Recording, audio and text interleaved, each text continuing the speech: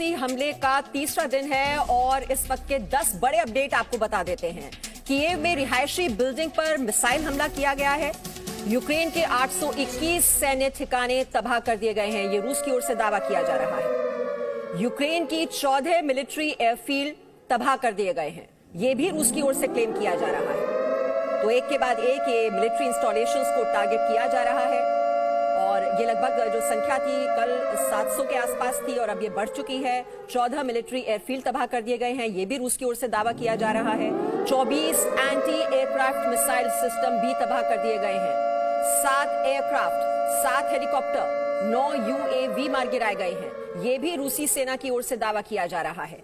Ukraine के राष्ट्रपति Zelensky ने रूस को चुनौती दी है कि हम हथियार नहीं डालेंगे, हम युद्ध के मैदान में डटे रहेंगे और ये भी उनकी ओर से दावा किया जा रहा है कि फ्रांस के राष्ट्रपति से उनकी बातचीत हुई है, फ्रांस उन्हें हथियार भेज रहा है।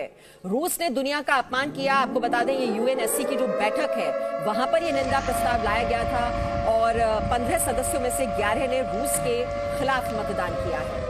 और आज एक और जो महत्वपूर्ण डेवलपमेंट है, CCS की बैठक आज करेंगे प्रधानमंत्री नरेंद्र मोदी और आप देख रहे हैं किस तरह से भारतीयों की जो सुरक्षित वापसी है वहां से वो शुरू हो चुकी है और आज भी 2 फ्लाइट्स आनी है, एक दिल्ली में आनी है, एक मुंबई में आनी है। तो उस स्तर पर भी काम करना शुरू कर दिया गया है क्योंकि भारत सरकार की प्राथमिकता है कि यूक्रेन में जो 20,000 लोग फंसे हुए हैं उन्हें जल्द से जल्द वापस वतन में लाया जाए। तो ये है इस वक्त रूस और यूक्रेन के बीच भीषण युद्ध से जुड़े हुए बड़े अपडेट। और ये तस्वीर जो आप देख रहे हैं ये कीव में ही रिहायशी इमारत है, ये बहुमंजिला इमारत जिसको टारगेट किया गया है। तो उससे पहले भी हम तबाही का मंजर आपको दिखाई रहे हैं, लगातार जिस तरह से गोलीबारी हो रही है, बम बरसाए जा रहे हैं और जो फाइटर प्लेन्स हैं, एयरक्राफ्ट्स हैं, उनके डैमेज की जो जानकारी है वो भी अपने अपने क्लेम्स किए जा रहे हैं। रूस की ओर से कहा जा रहा है कि बड़े स्तर पर नुकसान पहुंचा दिया गया है यूक्रेन की सेना को और वो ज्यादा देर तक नहीं टिकने वाली। और कहीं ना कहीं जेलेंस्की भी ये बात समझते हैं, लेकिन उनकी ओर से एक वीडियो जारी किया गया जिसमें उन्होंने कहा कि वो युद्ध का मैदान नहीं छोड़ने वाले, वो डटे रहेंगे। नेटो भले ही डर गया हो लेकिन हम नहीं डरते, हम यहां पर युद्ध के मैदान में खड़े रहेंगे। और रूस के हमलों के बीच कीव समेत यूक्रेन के इलाकों का बुरा हाल हो रहा है। हालांकि यूक्रेन के राष्ट्रपति अब भी हार मानने को तैयार नहीं हैं और कीव की सुरक्षा की जिम्मेदारी उन्होंने खुद संभाल ली है।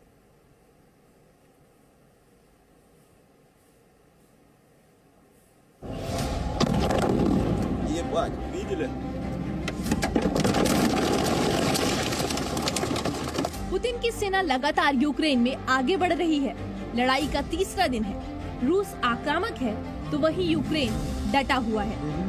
एक के बाद एक कर रूसी सेना आधुनिक हथियारों के साथ अपनी पकड़ मजबूत कर रही है, तो वहीं जेलेंस्की और उनका देश कड़ा मुकाबला कर रहा है। यूक्रेन के कई बड़े शहर युद्ध की आग में जल रहे हैं। ये तस्वीरें हैं खेरसोन की, जहां रूस ने एक गैस स्टेशन पर हमला कर दिया। इन तस्वीरों को खुद एक शख्स ने अपनी कार में से शूट किया।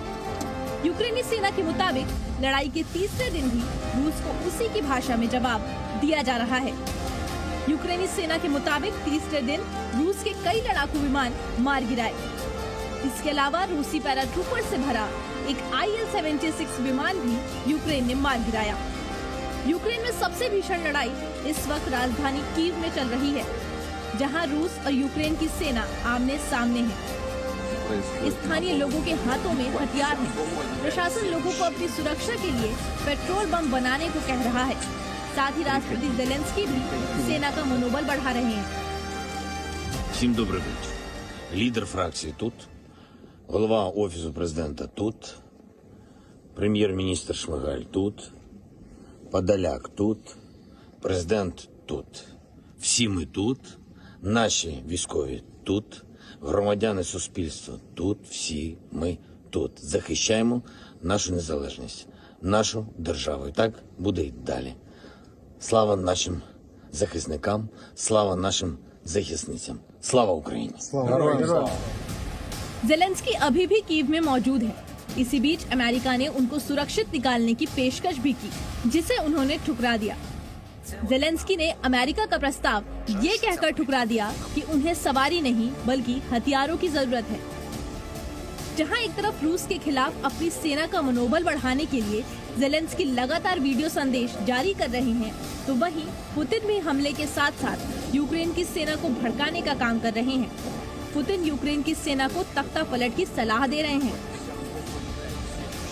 Теперь несколько важных, очень важных слов для тех, у кого может возникнуть соблазн со стороны вмешаться в происходящие события.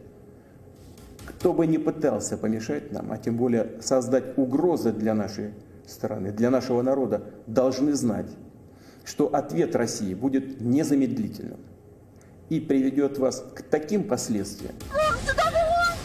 जंग के बीच स्थानीय लोग सुरक्षित जगहों पर जाने की होड़ में हैं। चर्च हो या फिर मेट्रो स्टेशन, सब लोगों से भरे हैं। चर्च में भी बंकर बनाए गए हैं। ये तस्वीरें कीव के एक चर्च की हैं, जहां बने बंकर में 27 बच्चे और उनकी मां ने शरण ली है। कोई नहीं जानता जंग का अंजाम क्या होगा।